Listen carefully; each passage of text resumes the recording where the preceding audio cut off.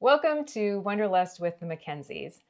In this episode, we're talking about winter travel, and we'd like to recommend that you consider Europe. Of course, going to a beach in somewhere in North America, maybe the Caribbean or Mexico or southern United States, that makes sense, and we don't discourage that at all. But if you're willing to take a slight weather risk where it could be cold and rainy on occasion, you can get some very nice experiences in Europe in the wintertime. And one of the biggest benefit, of course, is cost. Traveling to Europe in the off season means cheaper flights. Often flights in the summer months with peak travel tends to be very expensive, well over $1,000. And in traveling in those winter months like December, January, and February, you can often find a lot of great deals, anywhere from 20 to even 50% less than what you'd pay in the summer months. Also, lodging such as hotel and Airbnb, not only do you have a greater choice in the inventory, those locations that are in the hot spots of near common attractions, that they're often a lot cheaper than you would get during the peak summer months as well. Yeah, it's nice to be near those attractions so you can kind of splurge without spending more money by going off season and being close to the center of all the action. There are smaller crowds, of course. That's what we're saying about this whole episode. And so, what does that mean? Well, you don't spend a lot of time in lines, or just waiting for attractions to open, or getting into the attractions and having some time where you can, oh, I don't know, if you're at an art gallery, spend some time in front of your favorite painting, for example, without people jostling and getting that sense that they're waiting to take your place. So that actually is quite pleasant. And when there's more time and fewer people, you have a chance to hang with the locals, maybe at a restaurant, strike up a conversation, or when you're out and about, and you get to learn a little bit more about the city as it is for those who live there. Yeah, it definitely helps to experience the city more like a local versus a tourist. Now, there are downsides to traveling during the winter months as well, because Europe experiences four seasons, including winter, and that might mean rain or snow. So you should plan on layering up, bringing an umbrella or some rain gear, perhaps even a stocking cap and gloves, because some places can get snow. Yes, I always have a stocking and cap and gloves. I think even when we go to the Caribbean, I probably need that. But yeah, we're from northern Minnesota, and so we bring sort of an added kind of a chip on our shoulder that says, "Oh, we can handle cold weather." It gets cold there, and you don't want to be cold wherever you are in the world. And so, yes, be ready to layer. So we would like to cover some of our favorite spots that we've gone to in the winter months to give you some ideas on where you could potentially make your next trip. In Spain, we've gone to Madrid in the wintertime, and we were pretty lucky. It was cool, but it was dry. I remember when we were flying out of Madrid at the end of one of our vacations that it started to snow. And so the people after us doing their winter vacation in Madrid weren't quite so lucky. So we were lucky. It was sunny and dry, cool, brisk in the morning. But to see all the art galleries, and again, no lines, I'm a big fan of no lines, um, worked pretty well at that time. Where we really had a success, though, is we flew down to Seville, another vacation, and we rented a car and we drove around and we saw Granada and Ronda and Malaga. We went to the coast and then we ended up flying back home from Malaga. The weather was perfect every day. It's basically as far south as you can be in the main part of the continent. Obviously, it's right across the Strait of Gibraltar from Africa. So we're fairly far south, and we had some beautiful days. And every one of them was dry, and some were warmer than the next. And I would say that was very enjoyable. And all of those places can get pretty crowded in the summertime, and we didn't have that problem at all. So southern Spain, Seville, Granada, Rondo, Malaga were all big wins. Yeah, we had a great time in Spain, like more than I even anticipated. Even it was cooler in Madrid. We went to this great bullfighting bar that was just kind of colorful. I got to see some flamenco dancing. That was very, very cool. We did try and do some sidewalk cafes. The great thing about these places is they tend to have hot wine, which is a good excuse to drink outdoors. Seville, the weather was phenomenal. So Madrid is more in the low 50s in December, January, and February, where Seville more edged towards the mid 60s. When we were there, it was actually in the low 70s, which I think was more unseasonably warm. But great choices for going in the winter. Greece is another great winter destination. Greece in the summer months tends to be very popular with cruise ships. So you'll get this flood of people coming from the port, thousands at a time, that will pour into Athens or some of the Greek islands such as Santorini and so forth. In February when we went, we found that there were no crowds at all. The cruise ships tend to start up, I think, in March and April. I think it's maybe more in the April timeframe. So we will well before that. We had our choice of accommodations. They were all relatively inexpensive. We got to go to all the great sites in Athens and with no crowds whatsoever. We took a short flight to Santorini, which was one of my favorite destinations because it was like stepping into a dream, really. We had an Airbnb that was right in kind of the middle of the iconic shots that you see of Santorini with the whitewashed buildings and the blue domes. And we were able to look out amongst it and get that view every morning when we got out at a fraction of the cost of what the same accommodations would be during the winter months. One of the drawbacks to traveling during winter is that a lot of the businesses are closed. Not so much in Athens, but very much in Santorini. A number of restaurants were closed, the ones that we did go to, that it tended to be small restaurants that more of where the locals were hanging out. So I guess you could see that as a bonus as well. And then as far as shops, there were very few tourist shops that were open. We're not big shoppers, so not a big deal for us. But if you're hoping to get some souvenirs, you're going to have less opportunities if you go during the winter months. But definitely a bargain and free of crowds.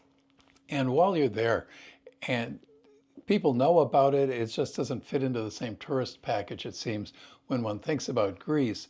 But we drove up to Meteora, which has a bunch of 12th century Christian monasteries at the top of these spire rock outcropping things, and highly recommend it. And the weather is fine for something like that as well. Yeah, stunning, absolutely stunning views. So the temperatures in Greece for December, January, and February tends to be in the upper 50s, so not so bad. It can get down into the 40s, but we had kind of what we consider a fall coat that we wore there. Sunny weather, so really was very doable in the winter season.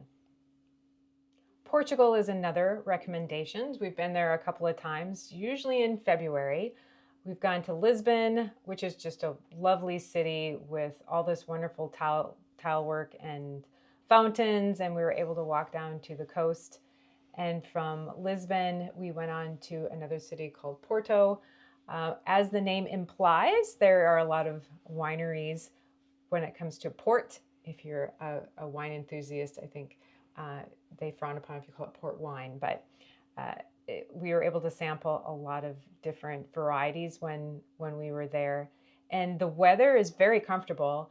In Lisbon, it tends to be close to around 60 degrees. So just light coat weather. It will get into the upper 40s, maybe 50 at night. And Porto is just a few degrees cooler. So someplace that we'd recommend you check out.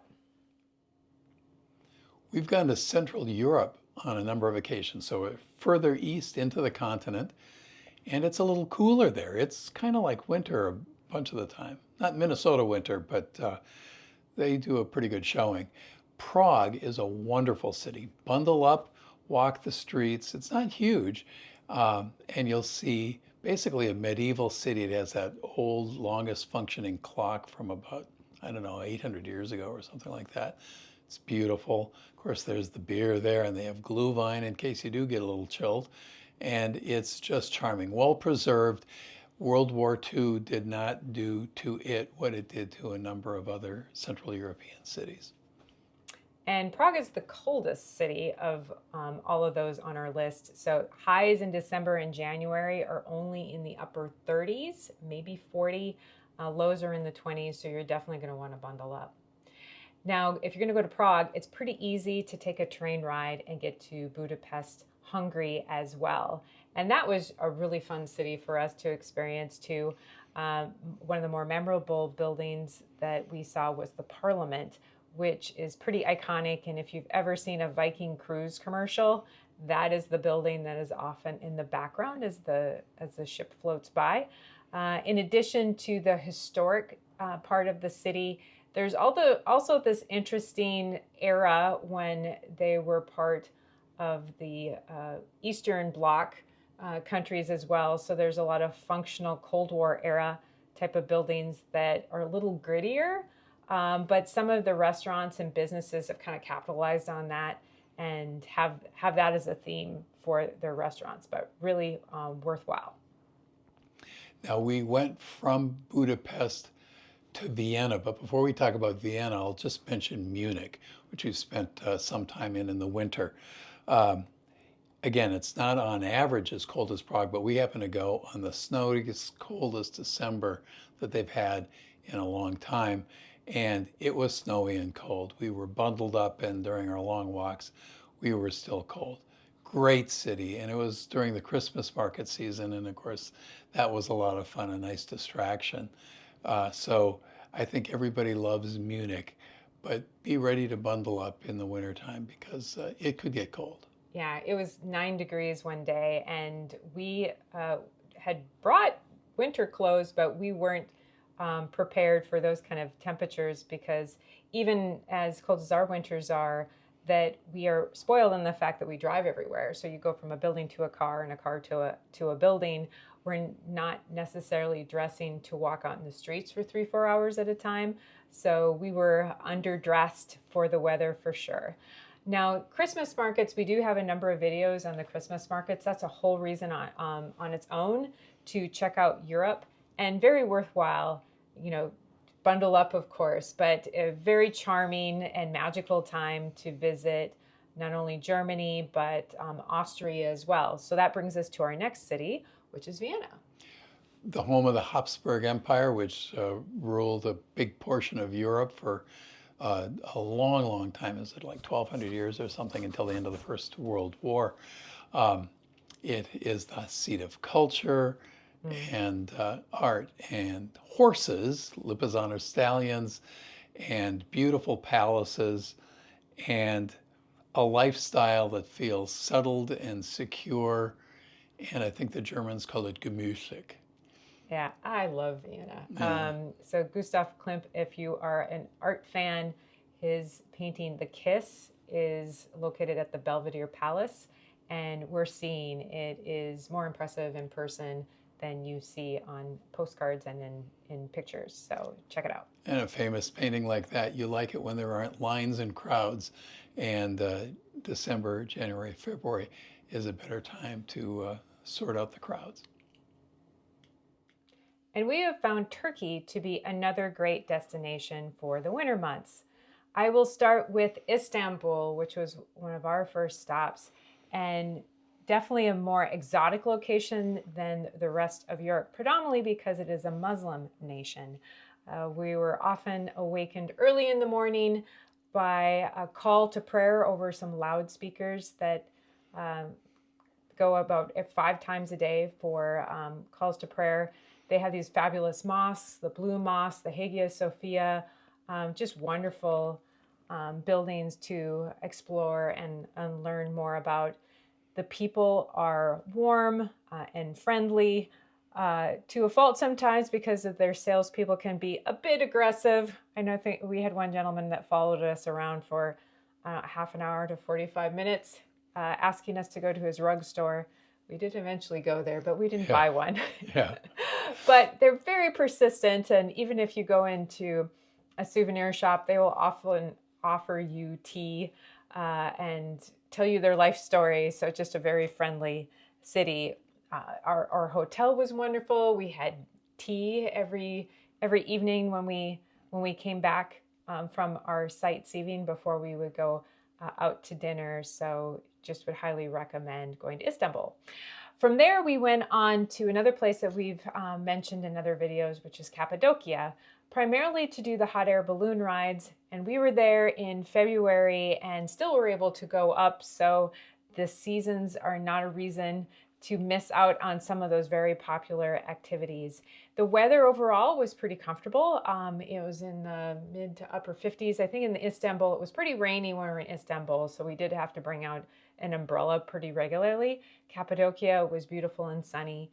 And after doing the hot air balloon rides and checking out caves and also the fairy chimneys, which is this really surreal landscape in that particular region, we were also able to check out a lot of more history in the city of Ephesus. Right. Ephesus had the Ephesians just in the Christian era. Paul actually lived there, and then when he was not there, he wrote the Ephesians to give them some advice on setting up a church. And so it's a name that sounds somewhat familiar to us. But it's an ancient city from way before then and has a Greek amphitheater that was recently excavated. And this long pathway that some of the most famous leaders in history have walked upon. So as a port city goes, it was pretty amazing. And very affordable. So Turkey overall, it's very hot in the summer months and isn't as expensive as other parts of Europe, but even more economical in the winter months to visit as well. So do put it on your list. And our final recommendation for European destinations in the winter is our favorite, which is France. In the words of Audrey Hepburn in the movie Sabrina, Paris is always a good idea. Paris is one of our favorite cities in the world. We have visited it multiple times in the winter months. We enjoy having the lighter crowds, and if you haven't figured out yet, we enjoy art museums, so we are able to visit some of the best in the world without having to deal with crowds and long lines. Now, Paris is chilly. In the winter months, the average temperatures are from 38 to 48 degrees Fahrenheit. It often rains, so be sure to bring an umbrella. For other areas of France, consider the Provence region, which has medieval cities, some of the most impressive Roman ruins in the world, vineyards, and a windswept landscape that was the inspiration to artists such as Vincent van Gogh, Paul Cézanne, and Pablo Picasso. In fact, in the town of Arles, where Van Gogh once resided, you can see replicas of his paintings next to the real-life locations depicted in them, which is very cool. Provence is known for its Mistral winds, so you literally need to hang onto your hat when you visit this area in the winter. For sunshine and warmer temperatures, head to the French Riviera. Nice is definitely nice even in the winter. It's not exactly beach weather with temps in the 45 to 55 degree range, but the blue waters of the Mediterranean and the eternal sunshine definitely puts you in a good mood.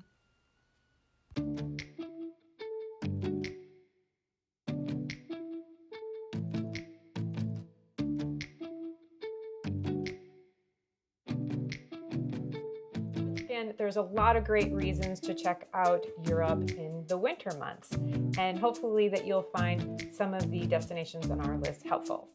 So thanks for watching. Tell your friends. And happy travels. If you enjoyed this video, please click like or subscribe and check out our other videos on the European Christmas markets.